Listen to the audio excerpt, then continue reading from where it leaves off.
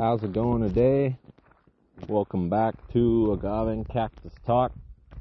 Out here walking the goat herd. And today I wanted to talk about a cactus that I've been cultivating for probably 10 years, but never really gave it the time of day. And probably a year or two ago, I started realizing, after trying a lot of other varieties, that it might have just been my best bet and I didn't know it, But that cactus is Cereus repandus. That is also, commonly referred to as Cereus peruvianus, except that Cereus peruvianus is not really a botanical name for the plant, So that's also a nickname. But Cereus repandus, also known as Peruvian apple cactus, is an amazing, fast-growing columnar cactus. And it can basically, within a year, under the right conditions, it can even, times 10 its biomass. It's such a fast grower. And what I mean by that is, say you plant a 2-foot, what we call esqueje in Mexico, or a column in English here in the U.S.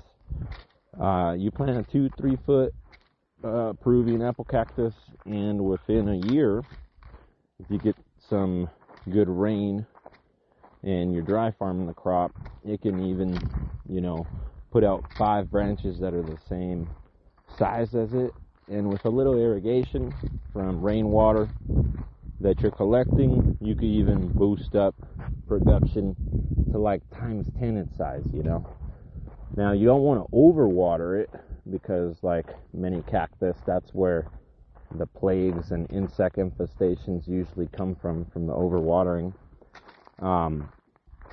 But all that could depend on age and, your climate, your soil a lot. So for everyone, it'll be different.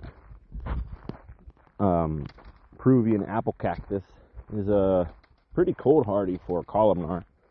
A lot of the trichocereus and cereuses, many of them not,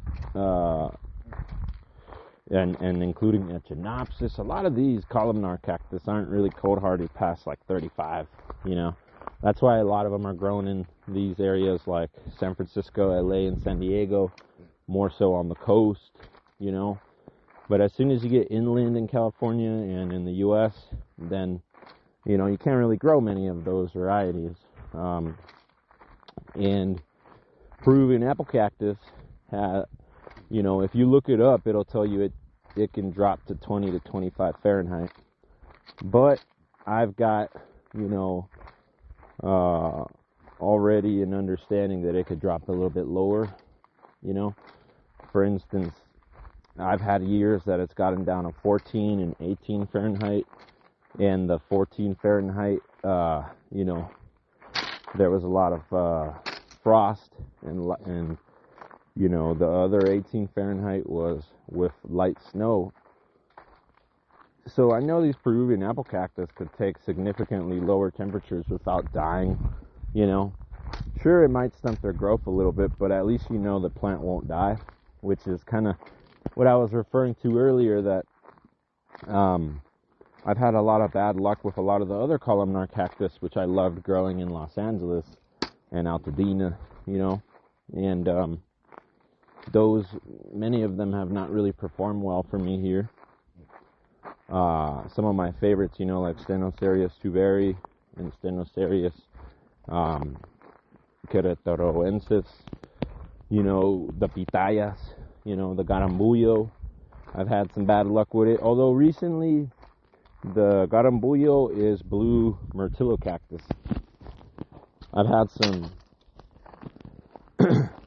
some good luck with the blue myrtillo cactus, which is garambullo, by placing it in a little microclimate where, it's going to stay 5 to 10 degrees cooler than the surrounding, farm.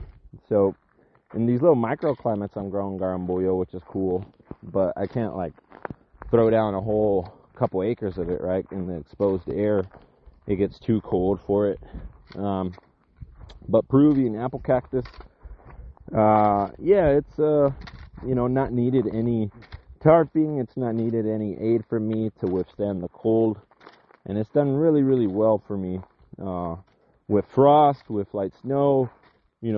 Another thing that really screws the cactus out here is the high winds, which we can have, every week a lot of, and sometimes, these winds that are getting into the 40 plus mile per hour will really, drain a cactus that doesn't have a lot of really rigid skin and spines. And we've discussed before how a lot of this like rigidity on the leaves and the spines help actually with the cold tolerance and the frost and the snow tolerance for these plants. So Peruvian apple cactus is a weird one in that sense because it lacks significant spines. It only has some terminal spines, which you can kind of avoid them because its ribs are so wide. So it's easy to grip the cactus without even getting close to the spines for planting or for cutting or for any of that. And it also is not really rigid leaves, more so like, say, a Trichocereus huasca or something that, it's a lot tougher and it deals with those winds better, usually those type of cactus. So Peruvian apple cactus is pretty strong in that sense with the winds as well, and that probably is due to it coming from, a pretty high elevation place. It's a weird one because it's called Peruvian apple cactus, but it's actually from like Brazil and Venezuela, tip of South America, the northern tip of it. And this is like high elevation place, that's why it can grow Peruvian apple cactus at significant elevation. I've seen it growing throughout a lot of the Southwest, so I know that it could tolerate really cold temperatures and many different climates and soils, right? And this is something to note because, as I mentioned, a lot of these columnar are very peculiar with the soil, with the climate. Peruvian apple cactus, on top of being very cold and wind hardy, is very heat hardy, right? So a lot of these columnar cacti that people love to make fruits or grow for fruits in Mexico, and even here in more coastal areas in California or in the U.S., they can't tolerate the massive heat. So it's those days here in the Southwest where it starts to get over 110 and it starts to really fry those cactus and turn them yellow, and you'll see a lot of these columnars get what's called sunburn, which the cactus, the side that's facing the sun the most, will actually turn yellow and start to really suffer, right? Because the cactus being green, that's all the chlorophyll, right, on its leaves, which is like its solar panels, think of, and its energy production. So when that all turns yellow, it significantly harms the plant and its ability to photosynthesize and create sugars and energy for itself. No bueno, right? So Peruvian apple cactus, not dealing with that. I mean, we've gotten some days where it's been 118 here, and debatably 120, although I need to get better measuring devices. But point being, it's growing even in areas like Vegas where it gets to 120, and people aren't having much trouble with it, right?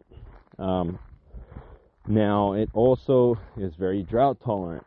It can become a 40-foot, 50-foot tree if you allow it over time, and it doesn't require significant time like a lot of these other columnars to do so. So a lot of the other Stenoseriuses, a lot of the Trichocereus and Echinopsises that people grow, don't really have significant growth rates compared to Peruvian apple cactus. I mean, I'm talking about full maturity in sometimes as little as 6 to 7 years, getting to be a giant tree. Basically, it's an arborescent cactus, and it can become ginormous, and produce lots and lots of new columns, right, which are its pads. And the great part about Peruvian apple cactus is that I mentioned it has low spines, right, on its leaves or its columns, which means it's very easy to cut fresh pads and feed as forage to cattle, sheep, goats here I feed it to very often. And especially when they're growing crooked or whatever, I'll cut those pads and try to maintain it growing straight, the actual plant, and then I'll feed that to my goats or whatever, right? But that's a huge advantage, I guess, over some cactus, because heavy spine versions, they take you need to torch it or process the cactus for them to consume it, especially cattle. Goats, for instance, can easily eat my Cylindropuntia imbricata that is heavily spined, but silver cholla, which is like super spined, they don't really fuck with.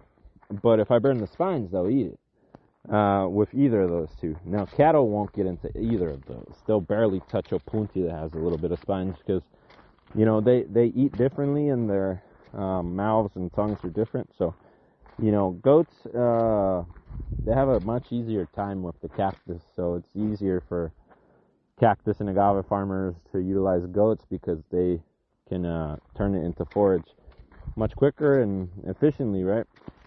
So Peruvian apple cactus fits in that silviculture model, and that's why we're growing a bunch of it. I used to have a lot more of it at the beginning of the farm. I used to have probably 1,000 different trees of it, and then somebody came from China and bought them all and took them to China, like a nursery, and got their phytosanitaries, imported them, and then they're cultivating it in China for the landscaping trade.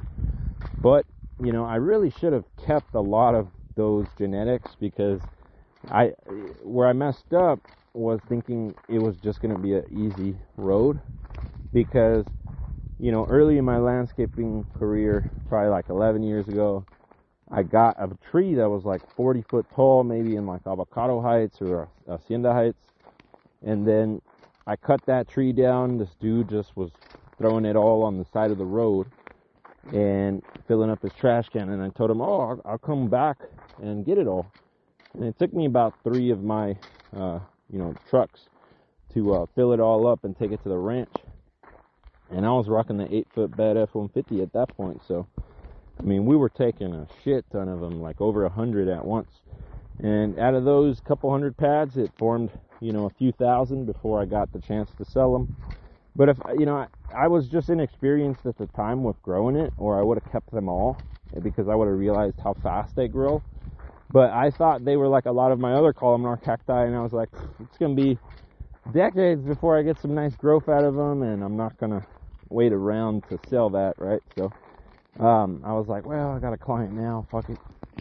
But that's where the inexperience can screw you, really, because by now I would have had a forest of these fuckers, which would have been really nice to have as a silviculture model. And that's actually what we're aiming towards. We're aiming to, kind of have these growing up and creating little microclimates for a lot of the other plants to grow, and because they can get really tall. And like the, tree cholla that I was explaining, and the Opuntia engomani linguiformis, and subspecies engomani, we're going to be growing these vertically, cactus or vertical cacti, that are going to become trees, while then we're going to have stuff on the ground like Littoralis and Facantha and bunny ears, Microdias, Opuntia microdias, diasis, I don't know, whatever, bunny ears. And then all of these fruiting round cover cactus will be growing in the same space as these vertical ones. So in one little, say, small space, you can have like a dozen different species of cactus all growing together with each other. But then, we're going to incorporate agave and trees and yuccas and Hespero yuccas and all types of different shit. So that's just like the cactus for me is like the base of the model. You get me? Because it's going to lock in a lot of the soil, the water, improve the water and soil cycles and microbiome, and not allow for erosion. You know, there's like dozens of benefits there, right? But then that's going to allow me to more easily plant the agave, the trees, all of that. And agave is a really, really strong plant, but cactus is like a keystone species for my farm because it's so strong that, you know, it'll establish itself quicker than the agave, and then if I plant an agave next to that cactus, it grows up quicker. Now, if I plant the agave just with another agave, sometimes they'll both die because they don't muck in water the whole year. From a young age, of course, right? Once the agaves are established, they're much like the cactus, but I realized that cacti are just much easier to establish and way better on water, and soil.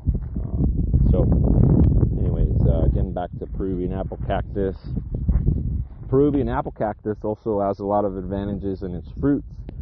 And, you know, the argument I'm trying to make today is really, I don't understand why Peruvian apple cactus is not being cultivated somewhere in the Southwest, like as an actual farm, because and these fruits sold, because, and you know, where I'm from in Jalisco, pitayas are huge, you know, the Stenoseriuses, and you know, also, you know, I got family from Guanajuato where the garambullo is big. That's why I know about it.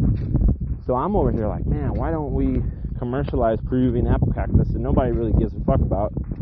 I mean, there's indigenous that give a fuck about it in the areas that I told you it's native to, in Brazil and Venezuela, and they're the ones we've learned from that, you know, this can be a keystone species and allow a lot of the other plants to grow under it and prosper and stuff, and that it could grow at elevation and, you know, its fruits and all of that. So, you know, that's a cool thing. And I think the biggest thing to learn from these indigenous groups is they don't just grow Peruvian apple cactus by themselves, right? Or by themselves, whatever. They're growing it with an abundance of, you know, plants. So lots of biodiversity. And I mean, that's what we're going to be doing here. We're not going to be doing a monoculture of Peruvian apple cactus. So maybe it was good at the beginning to fail, or not fail, but to sell off the Peruvian apple cactus, because I probably would have just had a monoculture of it. Probably would have just became a Peruvian apple cactus monoculture farmer and would have been like, yay, and then a plague would have came and wiped me out or some shit. But now, trying to cultivate it, I'm like, okay, we may only have a couple dozen plants of it, but we're getting fruit from it, forage from it. It's a great part of our silviculture system, of our food forest for, you know, me and Nori to have our own food, and production for, you know, the actual consumer, right? But, you know, these advantages, they're really, really dope. The fruit, getting back to this fruit, so it doesn't have any spines, really. You know, unlike the pitayas that are full of spines and, you know, really, really difficult to open up and shit, and get past those spines, Peruvian apple cactus is spineless. You can literally, it's like, you know, you can just grab it off the cactus, twist it, and boom, you got yourself a fruit, no spines in your arm. Unlike the pitayas and a lot of the trichoserious fruits that I love, you know, you don't got to deal with that. And that's another huge advantage for consumers, for farmers, for, you know, the raza harvesting.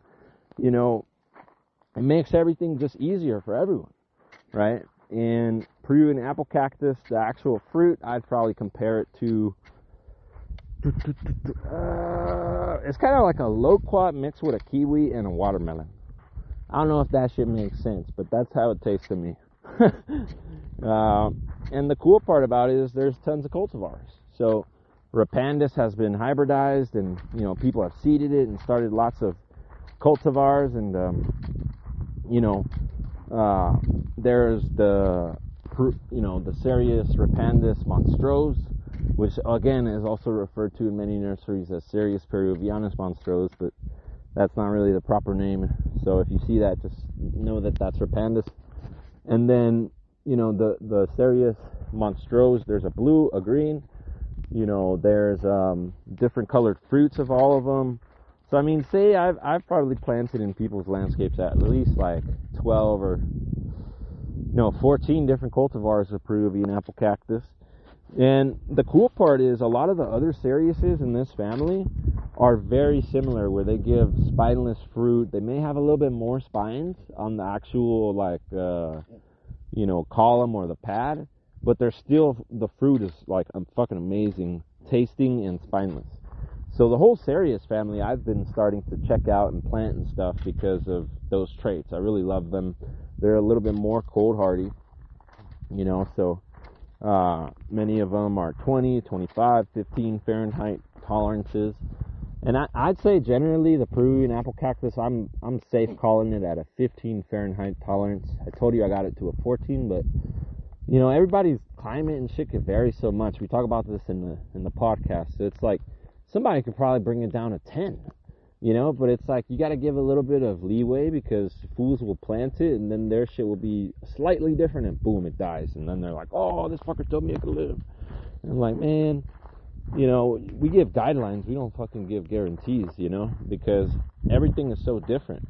You could be in a microclimate that is 15 degrees different than the actual weather app that is reading, what you think is on your farm. So it's weird. That's why I tell you the best way to know is to have temperature markers on different points on your farm, measuring humidity, measuring temperature, measuring wind, measuring sun intensity, all of those things, and water markers as well, so you can measure soil water densities and stuff like that. I had to stop real quick because I've seen some rayless goldenhead as I'm walking the goats on my land, and I'm really trying to propagate these like rarer plants on my farm, so I had to stop to collect some seed. Fucking where was I? Yeah, so these various markers can help you manage your farm a lot better and stuff, because the information sometimes you think you're seeing on your app, like especially here in High Vista, there's no weather markers, so they're estimating based off weather stations that are like 40-50 miles away. And I'm like, man, I don't know. Sometimes they're pretty good on it, sometimes they're not. It's tougher when you're in these rural areas that, for instance, Pasadena, where I live now, very spot on many times, the weather, but in the rural areas where they don't have a lot of the climate data and, computers and weather stations, then, it's harder for them to estimate. But getting back to the point here that, what I was trying to just tell you with all that is that sometimes you can push the edge a bit on the cold tolerances, the heat tolerances, but try not to push them too far, because it can vary a lot, so you want to stay within that range a bit. But getting back to Peruvian apple cactus, the fruit, the pads, really helpful. What I've been seeing is that the fruit is much like pitayas, where when it gets hot it can split open. So I think we need to do what the people do in Jalisco, which is go out and harvest it before the sun comes out, like at 4 or 5 in the morning. That way it's fresh at the market, kept in the shade, and not ripening, opening itself up. And that's the thing, probably why a lot of these cacti haven't been commercialized, because you really have to have a way to sell it immediately, right? Like in Jalisco, they're not moving that. They literally harvest it and at the farm a few hours later at the, farmers markets or whatever. So immediately that fruit is going to the consumer. So, I'm sure if you froze it or whatever, it would be very difficult to maintain nutritional quality. And that's why if you ever go to Jalisco, try out the pitayas too, because they're some of the fruits that are harvested and sold to you within hours. All of the nutritional quality is still there, you're eating it much like the farmer would eat it, which is, as I tell you, always the best, right? It just amazes me, going back to, I was saying that I don't understand why Peruvian apple cactus isn't cultivated or farmed. It beats out a lot of cacti on heat, wind, cold, drought, because it could become extremely large. It could withstand drought like crazy. It could get into the really deep subsoils that are 4 or 5 feet deep, and always like, I gotta tell you a couple things here that keep coming to my mind as I'm telling you this story. But it's like the drought tolerance of it comes from not watering it. You get me? Because the story that I told you earlier, like I didn't know what I had with all these hundreds of Peruvian apple cactus. I say that because that had no plague and no insects. And I've harvested and cut down like 40 other examples of that tall ass Peruvian apple cactus that people planted decades ago, and in LA, sometimes as little as 10 years old, to be honest, and they're like 30-foot trees.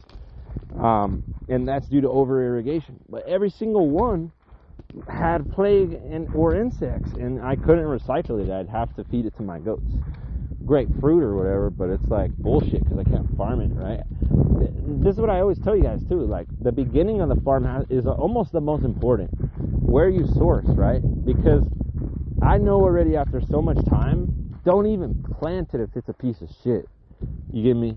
You have to start with like gold quality to fucking make some gold. You can't start with fucking, silver or some fucking bronze shit and try to step it up as you go, That takes generations, man. So start with fire ass genetics, right? And I had that good genetics and didn't realize what it was until it was too late. But now I got some good genetics and we're replicating them little by little. But what I was saying too is yeah, okay, the recycling, I can't recycle them now. But why did all those trees have that plagues? Because of overwatering, right? And then they were all falling over onto people's homes and cars and driveways, all types of shit, because they were planted and irrigated, or say planted up against the house and irrigated a lot. And then these fuckers only had shallow roots, like maybe a foot tall, and the fucking trees like 30 feet tall. That shit is like a leaning tower of Pisa, and just one day it goes boom, and then here comes Steve cutting it all down, hoping to find something that he could salvage for his farm, and never came through in the last 10 years. I still kept a few of those initial plants, and those are the plants I've been propagating. That shit's hilarious. But I will say some of those initial Peruvian apple cactus I got that I ended up keeping, they were so strong. They made it through the Eden fire. Burned down all of Altadena, but didn't burn down my Peruvian apple cactus. And I brought them here to the farm and replanted them, and they're doing well. And it looks like they got put through a grill, to be honest, but their new pads that they brought out in the fruit, fucking amazing, man. So, they've managed to survive, and I've even sold pads off them to other people and stuff. And I'm like, this is the Eden fire survivor. They're like, oh. So they even get pumped up when they hear that too. But, a lot of my cactus and agave didn't make it, so that's another one for Peruvian apple cactus. It can get such thick columns and hold so much water and get so tall. Sometimes the fire is low and will pass under it. Sometimes the fire, like the Eden fire, is wind driven, and it'll get lit on fire, and then the fire continues. So it just like has so much water that it will get like grilled basically, but it survives. So it has various ways of surviving that fire. It's crazy. And still producing pads and fruit for me, bro. It's crazy. But, yeah, fucking Peruvian apple cactus, it amazes me. And now the reason I'm making this podcast, right, is like, don't make the same mistake I did. Go out and buy all of Home Depot's fucking supply, or whoever has Peruvian apple cactus around you that you like. Maybe, take that back, maybe, Peruvian, Home Depot. Here's the thing, too. A lot of the Peruvian apple cactus is cloned. It's not started by seed, right? And I think also one of the reasons why that Peruvian apple cactus I recycled might be good is because it was a seed cultivar that this guy fucking started. He didn't start it by a pad. Somebody gave him a fruit, he threw it in his yard, boom, tree. And I think that's why it might have been resistance to a lot of the disease and insects that are in the LA area affecting most of the Peruvian apple cactus. They really get a lot of spiders and shit too. But anyways, because most of the Peruvian apple cactus is clonal, that's why, one person's plagues that they don't take care of their shit spreads to yours through gardeners, landscapers, and that's why you gotta ask people, like, how are you maintaining your equipment? Because when I was an arborist, a big selling point for me and many of my clients, and same with landscaping was, I was always sanitizing my pruners and my arborist equipment so I wasn't spreading plagues. So we've discussed how a lot of the ficus and palms are dying in LA County, and a lot of that is actually spread by the people working on them that are supposed to be protecting them. So that's the fucked up part about it, right? Because they should be, trying to sanitize their equipment and realize not to fucking spread the disease. But anyways, just going to the point that a lot of that disease on Peruvian apple cactus is spread by the same gardeners that are entrusted with taking care of them. So that's kind of the sad part.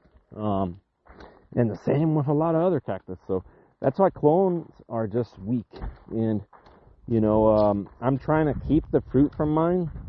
Unfortunately, it's a fucking amazing fruit, so I want to eat them all. And the flowers, too, they smell amazing and taste amazing. But, yeah, I gotta keep some of the fruits so I can fucking seed them, because they have hundreds of seeds. And I just need to keep a couple dozen fruit, and I can propagate thousands of them. And that's what I recommend you do. You maybe buy a couple from, your nursery of choice. And when they fruit, you take that cloned Peruvian apple cactus and you seed the fuck out of them. And that will be a perfect one to cultivate in your garden or your farm or your whatever property, But don't make the same mistakes as I did and not give it its chance a day if you're a cactus farmer. I see a lot of people, for instance, growing dragon fruit now in California. And I'm like, dude, dragon fruit is like one of the most fucking, overwatered cactus probably in California. People that farm it, like, I just see them watering the fuck out of their dragon fruit. And I'm like, do these people realize we dry farm this shit in Mexico? Because, I got some dragon fruit that I'm dry farming here, in the desert on 3 inches of rain. I give it some rainwater once in a while, but it's in a little one of those microclimate areas in between my containers where it doesn't get so cold and hot. And the point being is that, yeah, it's like the people that are choosing to farm cactus in California today, they're choosing ficus indica, dragon fruit. It's like, what the fuck is wrong with y'all? There's so many amazing cactus that don't require any water. No more added pressure on the aquifers or on the rivers or on the fucking streams or all of these waterways that are under pressure in California. You keep that pressure off. And that's why I think Peruvian apple cactus is amazing, because whether it's NorCal, SoCal, Central Cal, fucking Desert Cal, all of those fucking microclimates, probably except like the Sierras or like these really tall mountains up here, like Wrightwood, you can fucking grow it, man. So it could really grow all over the state. It could grow all over the Southwest. It could grow all over lots of different states in the U.S. I see it doing. Has lots of different cultivars. And it's part of a diverse family that you can grow lots of fruiting cereuses like Peruvian apple cactus.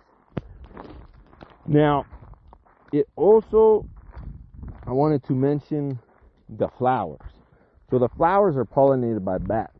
And it, for agave, this is extremely helpful, right? Because Peruvian apple cactus throws out these giant flowers that are extremely scented, and the bats love them. The first bat I saw on my farm was not a fucking agave. It was a Peruvian apple cactus, off a Peruvian apple cactus flower. So, I've always been grateful for them to bring the bats to my farm, and, I don't know what bats they are and shit, but that's cool, man. I don't know how, the flower is like their little beacon, like, go to there, That shit's so cool to me.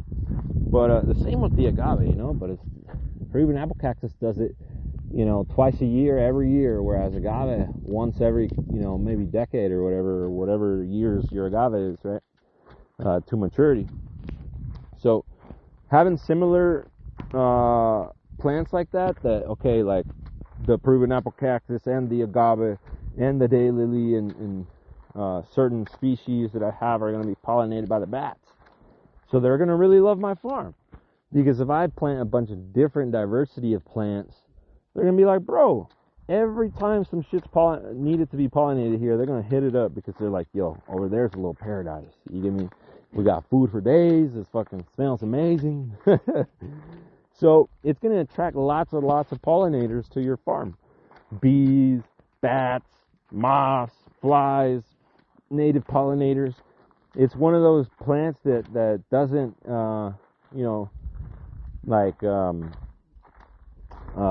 bring a specific pollinator, but it brings all of them. That's just crazy. And not only is the flower super pollinator attractant, but it tastes amazing and smells amazing. You can make essential oils out of the smell. They only come out at night, so you gotta be walking around at night. That is the unfortunate part about that. But it's a thing to do at night. It's pretty cool.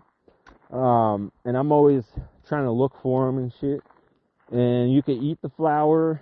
The flower tastes pretty good. Tastes super sweet, especially the little like middle portion or like the pistil. What do you call it? They, as I said, you can make hydrosols, essential oils. You can use it.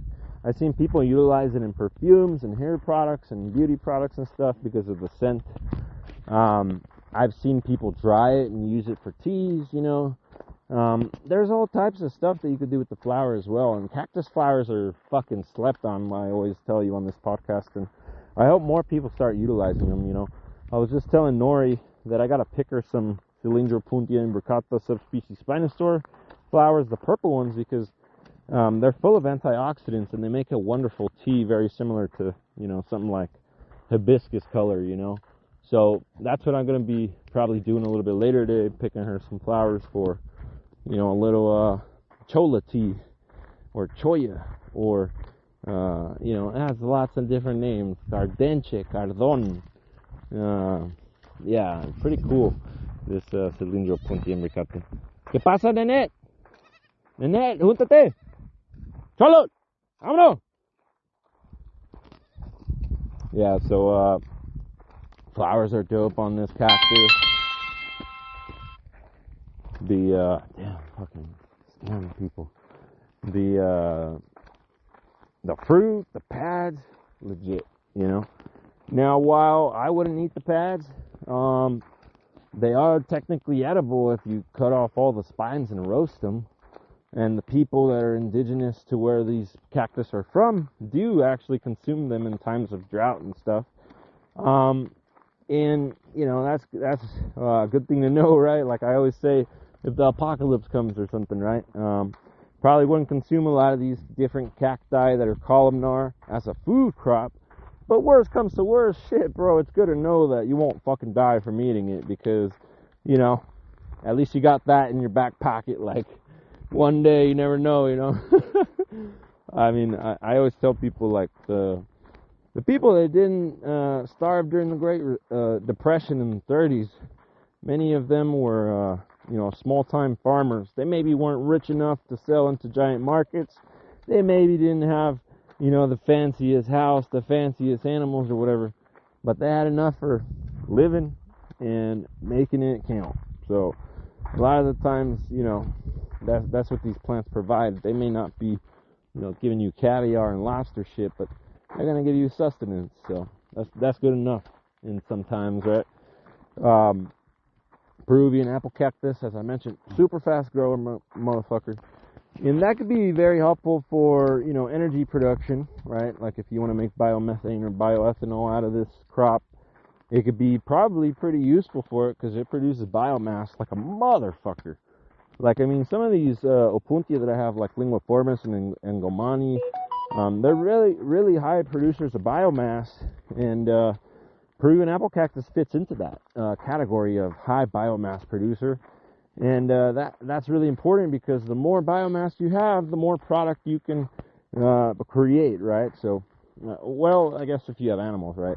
For me, because I got the animals and I got the manures and the compost that I can mix with the green waste and create, biofuels and stuff. But, what a lot of biofuels people are realizing now is that it can't just solely be biofuel production from the plants because that is too costly and too much work. Whereas the Indians have already realized what I've realized, and I realized it from the Indians. I've told you that already. And when I say Indians, I mean real Indians from India, right? They're working on cactus biofuels, and you know, they've already realized that it needs to be, you know, a majority, what do you call it, of manures, right? So, or sorry, a majority of plants, but that manures are still utilized.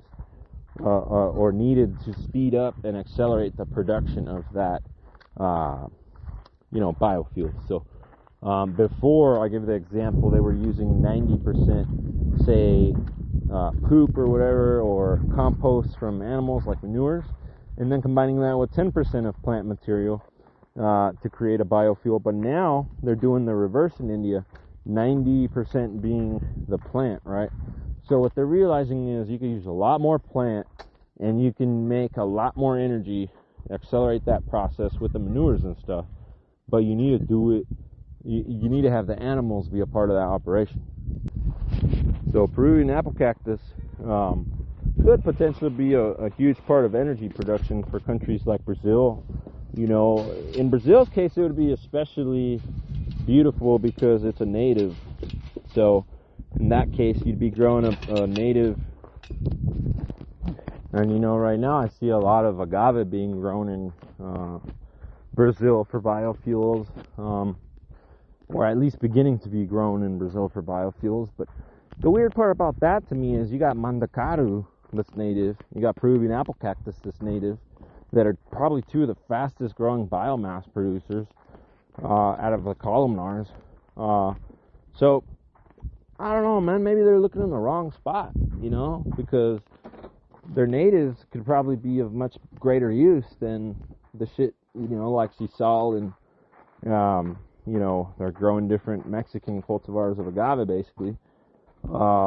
You know, what would be super, well, actually, I take that back, because I know many of them are also growing Shrekli, which is Costa Rica agave.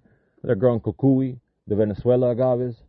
So they do have agaves that are very close to them, ecologically, right? And to be honest with you, I personally think there's some undiscovered agaves that are natives to Brazil that maybe haven't been explored yet, that are possibly cultivars or, you know, newer derivatives of Cocuy and, you know, stuff like that. But, yeah, not sure there, you know. I feel like it needs more discovery, you know, because agave, you know, you're telling me it went all the way from California to fucking Texas and Florida, and then it went all the way down through, you know, Mexico, all the way through Central America, all these different countries, and then it went all the way into South America, the tip of it, and they just stopped. It just stopped at this amazing, beautiful rainforest and ecosystems. I call it bullshit, but, you know, I can't say different until somebody discovers some shit. But, you know, I personally think there's some shit there. But anyways, the Brazilians right now, why not use Peruvian apple cactus and fucking mandacaru? They can make some dope ass shit right away. You know, that'd be dope. I think Peruvian apple cactus holds a lot of potential to be farmed here in California and the United States, and I'm gonna start. I guess I am farming it technically, but I only got a few plants, so what I consider is more of a hobby that now I'm turning into a farm, right? But we grow lots of other cactus and opuntia and different stuff that is definitely helping out and being a great companion plant, right? With different stuff, right? And you know, I've got it with some of the Trichocereus tersheskis, which are the Argentine saguaros. I got it with the Mexican saguaros. I got it with the Pringles, right, which are similar. Yeah, I got a lot of different columnar cacti that are cold hardy, and Peruvian apple cactus is, you know, they fit in that, and they're doing well here. I'd advise people to plant more of them. You know, the fruit holds so much potential. It could be turned into jams, it could be turned into wine, into spirits, into, you know, different cactus waters that are really hitting now, the RTDs. There's so much possibility for cactus fruit, right? The seed oils out of the seeds going into cosmetics now, that is, probably 200 mil plus industry at this point. Who knows? I mean, there's so much use for these what do you call it? Fruits, right? One thing I'd really love to see, which is common in Jalisco, is pitaya ice cream, right? And I would love to try me some Peruvian apple cactus ice cream, because I think it has very similar consistency of flavors and it'd suit it well. You get me? Like the pitayas taste, or ice cream tastes so good. Oh my god. And then they even have what do you call it? Sometimes moonshine at a pitaya that you can buy on the roads and stuff. Or not on the roads, but if you know, like in these rural communities sometimes. And trying to give me some shine of Peruvian apple cactus. That'd be dope. But it just holds lots of different medicinal properties that you can look into the fruit and flowers that the indigenous people there in Brazil and Venezuela have done for generations, I'm sure. But I won't go too much into those, because each one of them could probably be its own podcast in depth, but holds a lot of really unique chemical compounds in its columns or pads, I'll say that much, right?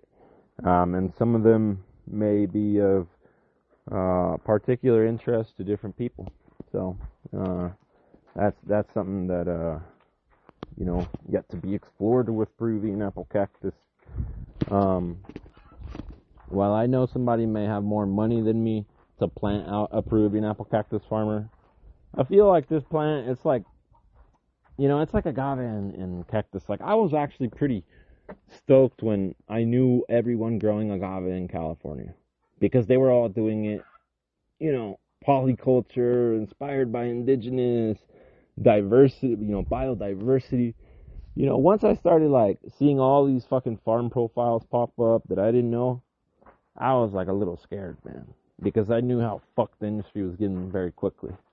But my point is, I think, it's a shame for people to not know about these plants. And look, Peruvian apple cactus today is already being cultivated even in fucking Israel.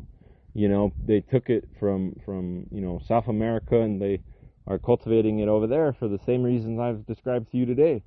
So it's like, I'm not telling you here anything like ground fucking breaking. I'm just I'm like a news reporter. I'm just like, here's the fucking information. You know what I mean? And but the point I was saying is, people may beat me to having a Peruvian apple cactus farm, but they may do it in a fucked up way of monoculture, all this shitty chemicals and tractor agriculture, and that, I'd rather be patient and it take me 20 or 25 years to create a Nanette. You got to go with the group, that's why. But yeah, I'd rather it take me a decade, 2 decades, whatever, to propagate the thousands of these plants I need out, than to rush into it, have bad genetics, propagate that out, and then one day, like I said, come to a plague that just fucking wipes my shit, So I'd rather slowly seed out the genetics, clone the winners and keep seeding it and improving generation and generation, and eventually have enough to where I can sell the fruit and all that. So it's another one of these winter plants that I think people should look at. And if telling other people about it inspires a couple small farmers to grow Peruvian apple cactus, I think that's a win, even if 1 or 2 large farmers that are assholes will listen and create some monoculture bullshit like they've done with agave. So I think there's positives, right? Because, like, I give an example, like, the hard part's already been done. They've convinced a bunch of these large agricultural operations in California that there's money in agave, so they're starting to plant it. They're doing it in a horrible ass method, but the hard part's already been done of trying to convince them. It just takes one proper consultant, one proper manager, one proper business owner to fucking change the whole thing tomorrow and do it correctly. So, I do see some positive in that. Maybe that's where we do need to start talking more to each other, because some of these fucking assholes need to be put in check and told what they're doing is wrong. But, hopefully over time, Peruvian apple cactus becomes a significant crop in California, just like it is in, different places where it's grown, like I told you, Israel or Brazil. I think it has so much potential. I'm going to be growing a lot of it, and I hope to see more people working with the plant as well. As Peruvian apple cactus gets tall, it's real easy to run your goats or your cattle or your sheep or your pigs or your geese or your chickens. All of these fuckers could be ran through that shit. And, it could be part of a silviculture rancher model, They could be, trees that go real tall, You can also grind them up and ferment them and make, cactus, basically fucking kimchi, for the animals, right? Or what do they call it? Fucking silage. So you can make silage that, okay, when you're out of food, or at least forages, you may have, bulk produced silage on your farm that you could give, to your animals, and it's coming from this Peruvian apple cactus, which is full of, lots of nutrients and stuff. So that's a positive thing to have on your farm, something that could feed you, feed the animals, feed the soil, feed the fucking ecosystem. That's a winter ass plant right there. So hope you learned something today. Damn it, I have to fucking move my goats a bit. I hope you learned something today about Peruvian apple cactus. Hope you, if you have this plant and you want to keep more of it, propagate more of it, get more fruit of it. If you don't know about this plant, maybe it's something you want to fucking research and look into and see if you want to cultivate it, right? Now that you know a little bit about it. Peruvian apple cactus, I think I've made the decent argument for why it should be a plant that is cultivated in California and the United States, and even Mexico for this matter. It would do really, really amazing in Jalisco or Querétaro. The fact that it's from Brazil and Venezuela shouldn't scare people. This is what I always tell people. They're like, oh, fucking Americans growing agave cactus, fuck them. First off, there's so many native cactus that are from here, right? But if we're going by those standards, are we gonna tell the fucking tens of thousands of acres in Mexico that are, owned and let's just say pillaged by fucking Driscoll and all of these berry companies, and they're destroying water resources and all of that shit? Are we gonna tell them to stop? No. But that plant comes from America. It comes from Eastern USA. So it's like, dude, the world is global. Yeah, you got fucking Brazilians growing sisal. You got fucking Vietnamese growing dragon fruit. You got fucking Mexicans growing blueberries. I wouldn't be surprised if fuckers start growing pawpaw in Mexico. It's like, why not? I don't see a fucking reason not to. I mean, the soil climate affect every place so differently that if you know how to market correctly and farm correctly, no real competition, man. So, I don't see. What I was saying is, I don't really care what a plant's from, to be honest, if it's grown with respect and in a way that's, cool with the people and cool with the ecosystem. So it's all Gucci with me, if people want to grow agave fucking in Alaska, as long as they respect the Mexican people where it came from and they're respecting the ecosystem where they're planting it, because I think these plants are like, it's like selfish to not want to share them with the rest of the world, to be honest. That's my opinion on it. I know many disagree. But, Anyways, hope you learned something today about Peruvian apple cactus. Have a great rest of your day. You want to learn some more shit, whole bunch of other podcasts. If there's a topic you want me to discuss in agave or cactus or farming, or somebody maybe, you're a farmer or you know a farmer you want me to interview or just have a discussion with about a topic, let me know. Always open to new shit. We're always discussing lots of cool stuff on the podcast. And yeah, hope you have a great rest of your day, everyone. Agave and Cactus Talk out. Peace.